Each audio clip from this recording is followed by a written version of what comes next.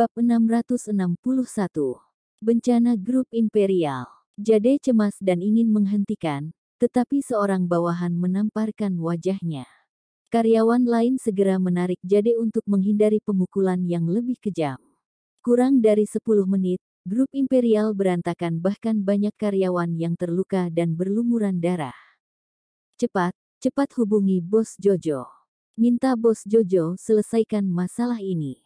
Tangis Jade. Asistennya segera mengeluarkan ponsel, memutar nomor Reka dan menyerahkannya kepada Jade. Tuan Reka, cepat datang ke Grup Imperial.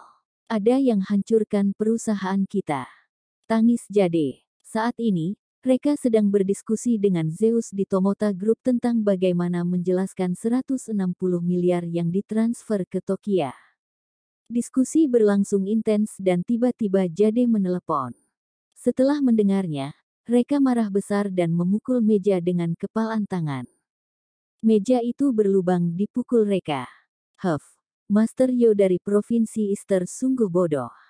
Kalau dia punya otak dari kejadian Adam seharusnya tahu aku tidak bisa dia ganggu.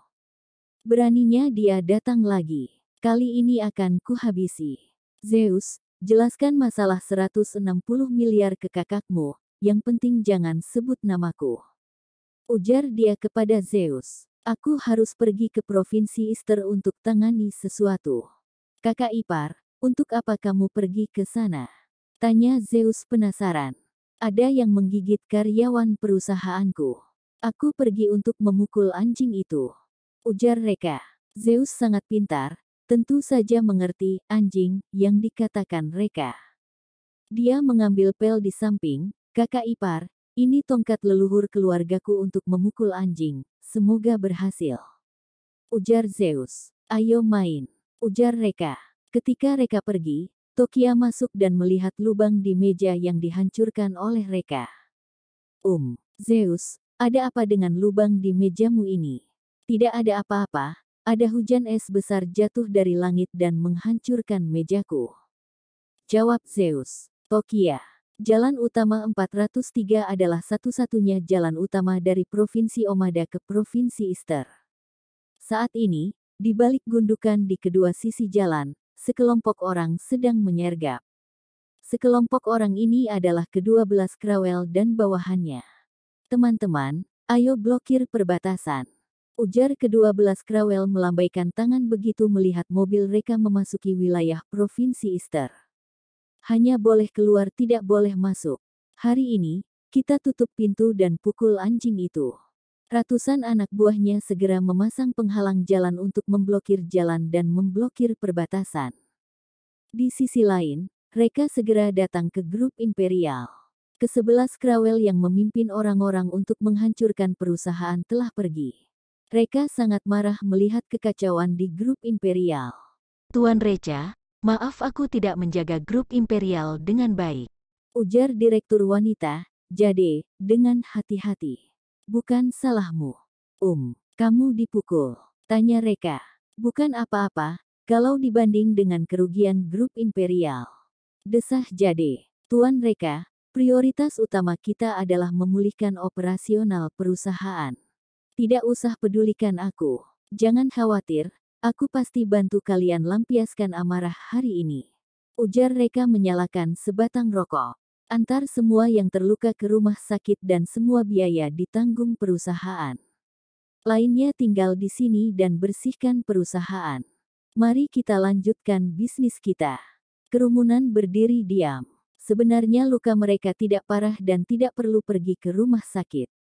Mereka memilih tetap tinggal dan memulihkan operasional perusahaan bersama Reka. Tetapi atas desakan Reka, mereka yang terluka tetap pergi ke rumah sakit. Bab 662. Tutup pintu pukul anjing. Lebih suka mengorbankan kepentingan perusahaan dan mengutamakan kesehatan dan keselamatan karyawan adalah tipikal bos yang layak untuk dijadikan panutan. Namun Jade tidak pergi ke rumah sakit. Wajahnya hanya lebam sedikit, sangat berlebihan jika pergi ke rumah sakit. Apakah kamu tahu asal-usul geng yang datang membuat onar tadi? Tanya Reka memanggil Jade ke kantor. Pemimpinnya adalah ke-11 Krawel dari 3 Krawel, angguk Jade. Apakah 13 Krawel adalah pembunuh hebat Sula di Provinsi Easter yang terkenal? Sula, pernah mendengarnya. Apakah ini ada kaitannya dengan Master Yo? Tanya Reka. Sula adalah salah satu dari 3 jenderal besar Master Yo. Dia bertanggung jawab di bagian kekuasaan yang setara dengan Adam dan Frana. Oke, keluarlah. Angguk Reka. Oh iya, laporkan padaku berapa yang terluka dan situasi mereka. Jade mengangguk dan berbalik pergi. 5 jari Reka mengetuk meja secara bergantian, membuat suara yang tajam. 13 Krawel ya, di hadapanku kalian hanyalah 13 roti sayur. Ke-13 ini berpencar. Aku tidak mungkin hajar mereka bersamaan. Harus cari bantuan namun, aku tidak punya bawahan yang bisa dikirim di Provinsi Easter. Lintasan dari Provinsi Omada ke Provinsi Easter diblokir oleh orang-orang Provinsi Easter. Akan sangat mencolok jika memanggil bantuan dari Provinsi Omada. Bagaimana mungkin tim pencegat yang dipimpin oleh ke-12 Krawel lolos dari tatapan Reka? Reka malas mempedulikan mereka. Setelah berpikir sejenak, Reka tiba-tiba memikirkan kekuatan yang bisa diperbantukan, grup Akatsuki tempat Tamara berada. Grup Akatsuki adalah kekuatan terbesar ketiga di Provinsi Easter dan seharusnya mudah untuk berurusan dengan 13 Krawel. Saat ini, Tamara, datanglah ke grup Imperial sebentar. Ada misi baru, ujar Reka menelepon Tamara. Reka, di Provinsi Easter ini lebih baik kamu tahan sedikit. Ini adalah base camp grup Akatsuki. Desah Tamara. Tuan muda sudah memberitahuku tentang keterikatan cinta dan bencimu kepada bos. Bukankah kamu selalu merasa bersalah pada bos dan tidak berani membiarkan bos tahu kamu masih hidup? Kalau kamu membuat gejolak terlalu besar dan ketahuan oleh bos, akankah bos marah dan membunuhmu, Tamara? Tahukah kamu kenapa guruku bisa berumur panjang? Tanya Reka. Kenapa? Tanya Tamara penasaran.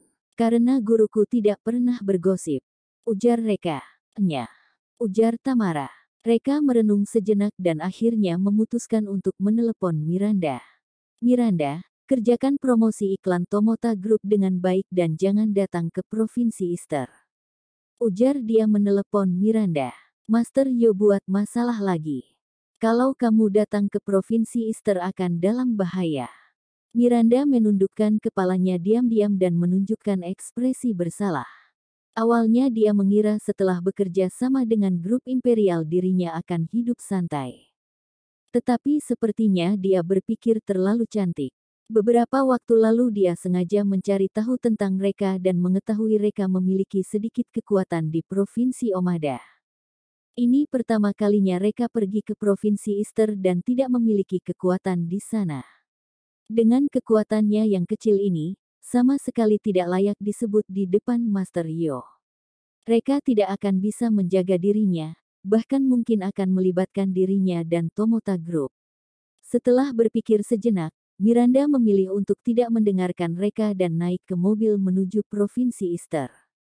Bab 663. Jatuh dalam perangkap. Reka pernah menyelamatkan nyawanya dan dia tidak boleh melibatkan Reka. Paling hanya perlu meminta maaf kepada Master Yo. Iya, sulit sekali bagi seorang wanita berdikari di luar. Jalan utama 403, persimpangan Provinsi Easter dan Provinsi Omada. Krawel ke-12 memimpin anak buahnya memblokir persimpangan. Semua orang dan pasukan yang berterkaitan dengan Reka tidak diizinkan masuk. Dari kejauhan, Krawel ke-12 merasa mobil yang melaju tampak familiar.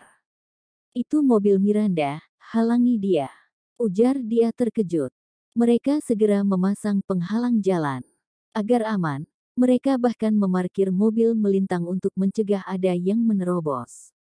Miranda telah memutuskan niat untuk menundukkan kepala kepada Iba dan secara alami tidak akan menerobos. Aku Miranda, wanita yang dicari Master Yo. Ujar dia menghentikan mobil di pinggir. Tolong antar aku temui Master Yo. Coba sadar dari dulu, apa perlu jadi begitu rumit? Cibir Krawel ke-12. Ayo naik mobil. Kami bawa kamu temui Master Yo. Miranda naik ke mobil, 13 Krawal masih mencari Miranda? Sudah ketemu belum? Ujar Krawal ke-12 segera menelepon 13 Krawal. Persetan, kurasa dia tidak ada di Provinsi Easter. Cari di mana-mana juga tidak ada. Jawab 13 Krawal. Gak usah cari lagi. Aku sudah bantu kamu selesaikan tugas. Sekarang orangnya ada di mobilku. Ujar Krawal ke-12. Anjir, kemana wanita jalang itu? Buat aku cari kemana-mana, kalau ketemu akan kutampar. Ujar 13 Krawal. Mereka tidak tahu masalah Miranda masuk dalam perangkap dan masih melakukan semuanya sesuai dengan rencana awal. Dia meminta Tamara untuk mencari 10 pembunuh elit dari grup Akatsuki. Aku ingin kalian tangkap 13 Krawal dan tidak boleh melukai mereka. Ada berapa persen keberhasilannya? Tanya Reka memicingkan mata menatap 10 pembunuh elit ini. Mungkin 50%. Jawab Tamara. Kalau bunuh. Tanya Reka. 100%. Jawab Tamara. Kalau begitu langsung bunuh saja. Daripada memiliki cabang tambahan. Ujar Reka. Tunggu sebentar. Tamara memanggil Reka. Ada apa? Tanya Reka. Von Krawal dulunya adalah petinju. Dia memenangkan juara tinju bawah tanah selama 7 tahun berturut-turut. Dia kuat dan aku tidak yakin bisa membunuhnya, ujar Tamara. Mumpung aku lagi suntuk, anggap saja aku mewakili kalian habisi Von. Lainnya serahkan kepada kalian, seharusnya tidak ada masalah kan? Tanya Reka menggerakkan lehernya. Tamara menganggukkan kepala. Reka berbalik pergi. Tunggu sebentar. Tamara kembali memangginya. Kalau ada yang mau disampaikan cepat katakan, kalau ada kentut cepat dibuang. Ujar Reka tidak sabar. Bayarannya. Kamu belum mengatakan bayarannya. Mimpi saja kalau suruh kami lakukan sesuatu tanpa bayaran. Ujar Tamara. 1 telinga 50 juta. Datang cari aku setelah selesai. Ujar Reka. Jantung para pembunuh berdebar-debar. 1 telinga 50 juta, yang artinya bunuh sepasang telinga bisa dapatkan 100 juta. Orang ini kaya sekali. Harga pasar 13 Krawal paling hanya sekitar 100 juta. Bos Reka membayar 4 hingga 5 kali lipat. Pelit. Gumam Tamara. Para pembunuh, pelit. Kita yang salah dengar atau pengetahuan kita yang sempit? Semuanya salah, Tamara yang terlalu rakus. Setelah Reka mendapatkan informasi Von, ia segera beraksi secara diam-diam. Lokasi tujuan, kedai Boweri Sula tidak membayar gaji 13 Krawal. Tetapi langsung membagikan aset kepada setiap 13 Krawal dan penghasilan dari aset digunakan sebagai upah. Kedai Boweri adalah kedai pemberian Sula kepada Von. Dengan seutas kawat, Reka dengan mudah membuka pintu kedai dan masuk. Bab 664. Von Krawal mati mengenaskan. Reka tidak membuat gerakan bersembunyi, karena dia yakin tidak ada yang menemukan dirinya. Langkah kakinya seringan kucing, napasnya tertahan dan dia menyatu dengan malam. Tepatnya, dia adalah malam itu sendiri, hanya saja malam yang bergerak. Ada suara di kamar tidur di lantai 2. Reka datang ke lantai 2. Pintu kamar tidur setengah terbuka dan hanya lampu malam merah kecil yang menyala di dalam. Suasana di dalam sedikit menggoda. Di tempat tidur, ada 2 sosok terjerat bersama dan pemandangannya sangat panas. Pria itu tentu saja Von. Wanita itu seharusnya selingkuhannya. Wanita itu menjerit hebat, hampir bisa digambarkan, sangat menyakitkan. Tidak tahu apakah sengaja untuk menyenangkan Von atau memang rasa sakit dari hati. Reca ragu sejenak, setelah itu, dia masuk dan duduk menonton di sofa. Kedua orang ini terlihat profesional, kebetulan bisa manfaatkan kesempatan ini untuk belajar dan dipraktekkan pada Tokia. Sampai saat ini, mereka masih tidak menyadari ada orang asing masuk ke kamar tidur. Seiring permainan mereka semakin dalam, Reka menjadi jijik dengan tindakan keduanya dan tidak tahan lagi. Dengan jentikan jarinya, sebuah jarum perak melesat dan mengenai leher wanita itu. Wanita itu membuat suara, kemudian memutar matanya dan pingsan. Selin, ayo terus lawan aku. Malam ini aku ingin membuatmu melawanku setengah mati. Cepat melawan, semakin kamu melawan semakin kuat aku akan, teriak Von. Tidak tahu wanita itu pingsan. Namun, wanita itu tidak bergerak. Von menyadari ada yang aneh dan segera melihat sekeliling dengan waspada. Dia masih tidak menemukan reka yang membaur dengan malam, hanya merasa pintu kamar tidur sedikit lebih lebar dari sebelumnya. Anjir! Kepalanya berdengung, seseorang telah menerobos masuk. Von buru-buru turun dari tempat tidur. Tepat saat ini, 2 jarum perak menembak ke pelipisnya dengan kecepatan kilat. Von tanpa sadar melihat ke arah jarum perak dan baru menyadari ada seseorang yang duduk di sofa. Kapan dia masuk dan sudah berapa lama dia duduk di sini? Sebelum dia bisa berpikir dengan cermat, kesadarannya perlahan kabur, kedua matanya gelap, tubuhnya lemas dan akhirnya jatuh dengan keras di tempat tidur. Reka bangkit, menutupi mereka berdua dengan selimut dan pergi. Klub malam Wisbone adalah bisnis milik Crawell ke-12. Saat ini adalah waktu tersibuk klub malam Wisbone. Lobi di lantai pertama penuh sesak. Tamara berhasil menghindari tatapan semua orang dan pergi ke ruangan mewah di lantai paling atas. Ini adalah kamar tidur Crawell ke-12. Saat ini, Crawell ke-12 sedang minum di lobi di lantai pertama sambil menonton adegan itu dan tidak ada seorang pun di kamar tidur. Tamara melihat sekeliling dan segera menyusun rencana pembunuhan di dalam hatinya. Dia menghubungkan kawat pada kabel dan ujung kawat dipasang ke bagian tengah bak mandi. Selama air di bak mandi menyentuh kabel, seluruh bak mandi akan terhubung ke listrik dan mengubah perenang menjadi babi menyusui. Tamara melakukan beberapa tindakan pada sekring untuk memastikan meskipun ada korsleting, sekring tidak akan putus selama 10 menit. Setelah itu, Tamara bersembunyi di sudut dan menunggu. Setengah jam kemudian, Crawell ke-12 yang mabuk kembali ke kamar tidur. Crawell pertama dua melepaskan sepatunya, menanggalkan pakaiannya, berbaring di bak mandi dan bersiap untuk mandi. Babi sialan, ujar Tamara jijik melihat lemak di tubuh Crawell ke-12. Siapa? Tidak disangka Crawell pertama dua mendengar suara Tamara. Anjir! Tamara memarahi dirinya, dasar telinga anjing, suara sekecil ini juga terdengar. Melihat Crawell pertama dua hendak keluar dari bak mandi, Tamara bergegas memutar keran ke paling besar. Bab 665. Dia memiliki 3 telinga. Crawell pertama dua melihat ada seseorang dan segera melompat keluar dari bak mandi, tetapi itu sudah terlambat. Air di bak mandi sudah menyentuh kawat dan seluruh bak mandi teraliri listrik. Tentu saja, Crawell pertama dua luput dari insiden malang ini.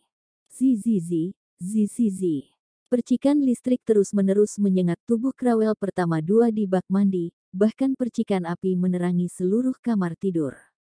10 menit kemudian, sekering di lantai bawah akhirnya terbakar dan seluruh klub malam larut dalam kegelapan. Pada saat ini, Crawell ke-12 sudah menjadi babi guling, tubuhnya hitam, rambutnya tegang dan bau barbeque yang kuat memenuhi seluruh kamar tidur. Bola matanya menonjol tinggi, seolah menembus rongga matanya, sangat mengerikan dan menakutkan. Bahkan Tamara sang pelaku sedikit gemetar, hingga asal memotong telinganya dan melompat keluar dari jendela untuk melarikan diri. Di lantai bawah, anak-anak muda yang sedang bernyanyi dan menari tiba-tiba kesal dan mengeluh dengan situasi tiba-tiba padam listrik. Semuanya jangan panik, mungkin hanya korslet. Aku akan memeriksanya dan semua akan baik-baik saja. Ujar orang yang berjaga di tempat berusaha menenangkan seluruh pengunjung.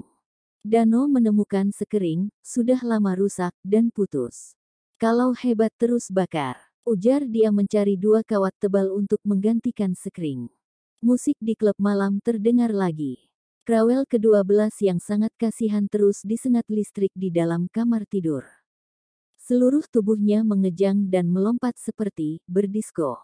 Pukul 2 dini hari, Reka, Tamara dan pembunuh elit bertemu di pinggiran kota. Reka membuka bagasi mobil yang penuh dengan koper. Di dalam koper itu penuh dengan uang 40 miliar. Ambil hadiah kalian, ujar Reka. Bos, Ini 2 telinga Krawel kelima. Ujar seorang pembunuh segera berbaris mengambil hadiah. Nah, ambil 200 juta. Ujar Reka. Bos, ini 2 telinga Krawel keenam. Hitung 200 jutamu. Akhirnya tiba giliran Tamara dan Reka hanya memberinya 1 koper. Bang ganteng, nggak cukup. Ujar Tamara. Kenapa tidak cukup? Ujar Reka mengernyitkan alis. Kamu tidak tahu, Krawel ke-12 punya 3 telinga. Seharusnya kamu memberiku 600 juta.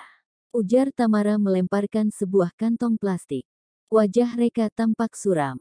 Katakan padaku di mana telinga ketiganya tumbuh. Saat ini, ponsel Reka tiba-tiba berdering dan nomor yang tidak dikenal menelepon. Pada pukul 2 pagi ini, Reka yakin telepon dari nomor tidak dikenal pasti bukan panggilan baik. Reka membuat gerakan diam ke kerumunan. Siapa? Tanya dia menjawab telepon. Sebuah suara aneh datang dari sisi yang berlawanan. Reka, sudah tidur belum? Wanitamu ada di tangan kami. Jika tidak ingin dia mati, segera datang ke Moderna. Wanitaku, kenapa aku tidak tahu aku masih punya wanita? Ujar Reka tercengang. Jangan pikun, kamu pikir aku tidak tahu hubunganmu dengan Miranda. Cibir orang itu. Wajah Reka menjadi serius. Miranda ditangkap. Tidak diragukan lagi pasti si Miranda ini yang datang ke Provinsi Easter. Miranda tidak percaya dengan kekuatanku, jadi datang masuk perangkap dan siap mengorbankan dirinya untuk melindungiku. Gadis ini benar-benar mencari masalah. Sepertinya rencanaku hanya bisa dimajukan. Misi baru, ikut aku. Ujar Reka kepada Tamara dan lainnya. Tunggu, Tamara berkata, katakan dulu bayarannya. Kamu yang buka harga. Ujar Reka tidak sabar. Setiap orang 100 juta. Murah. Hina Reka. Apa yang murah? Ujar Tamara tercengang.